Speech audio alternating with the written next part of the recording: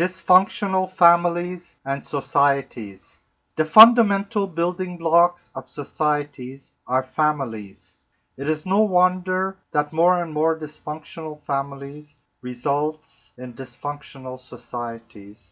A dysfunctional family is a family in which conflict, misbehavior, and child neglect and abuse occurs continually and regularly.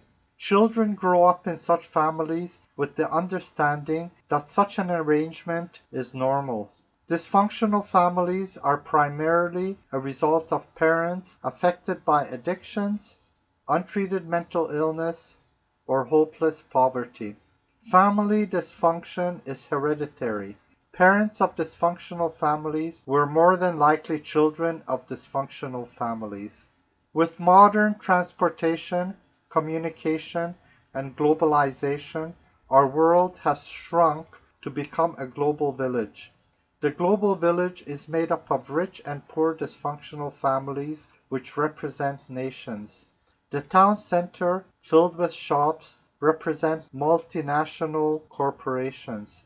On the outskirts are industrial parks manufacturing inexpensive and largely useless and unhealthy consumer products made from stolen raw materials using cheap labor and designed with built-in obsolescence so that they have to be replaced regularly.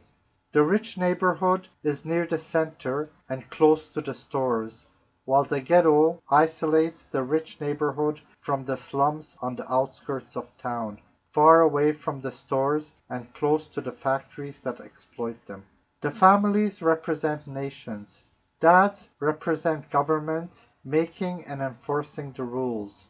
Moms represent churches pretending to care for their neglected and abused children who represent the citizens. The families, both rich and poor, are dysfunctional. Dads from rich families are dysfunctional as they are addicts of consumer goods.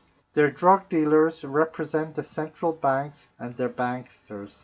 The drugs they peddle represent fiat currencies that are produced without limits in the name of quantitative easing to help keep the addicted dads content. Dads from the poor families are also dysfunctional as they are numbed with legal drugs, exploited to a state of hopelessness, and just do not know any better. If families become less dysfunctional by having responsible and loving fathers and mothers, societies will automatically become less dysfunctional.